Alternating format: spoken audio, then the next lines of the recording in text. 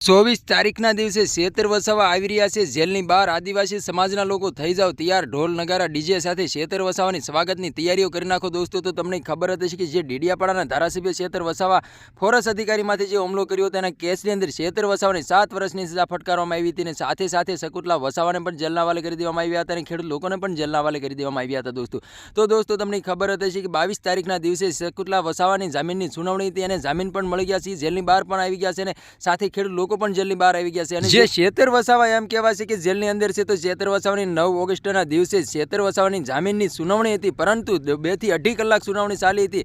શેતર વસાવાની તારીખ ઉપર તારીખ આપી દેવામાં આવી રહી છે, પરંતુ જામીન મળ્યા નથી। દોસ્તો તમને ખબર જ હશે તો 24 ઓગસ્ટના દિવસે શેતર વસાવાની જામીનની સુનાવણી થવા જઈ રહી છે। તો આદિવાસી સમાજના લોકો શેતર વસાવા જેલની બહાર આવે એની રાહ જોઈને બેઠા છે। તો તમને ખબર જ હશે કે શેતર વસાવાની નાની ઉંમરમાં એવડું મોટું નામ છે કે વાત જ ના પૂછો। દોસ્તો, આદિવાસી સમાજ માટે શેતર વસાવા ઘણું બધું લડત પણ લડે છે અને જનતાને ન્યાય પણ અપાવે છે અને ઘણીવાર શેતર વસાવાની અટકાયત પણ થાય છે અને ઘણીવાર જનતા માટે જેલના હવાલે પણ થઈ જતા હોય છે।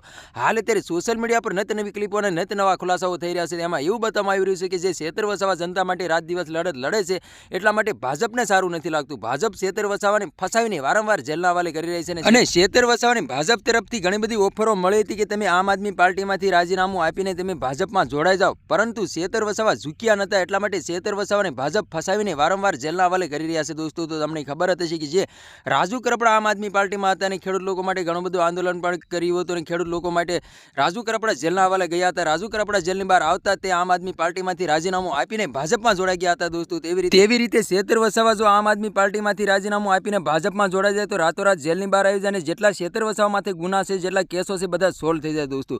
તો તમને શું લાગી રહ્યું છે? દોસ્તો, રાજુ કરપડા આમ આદમી પાર્ટી છોડીને ભાજપમાં જોડાયા છે, તેવી રીતે શું શેતર વસાવા પણ આમ આદમી પાર્ટી છોડીને ભાજપમાં જોડાઈ જશે? દોસ્તો, કમેન્ટ કરીને જરૂર બતાવું દોસ્તો।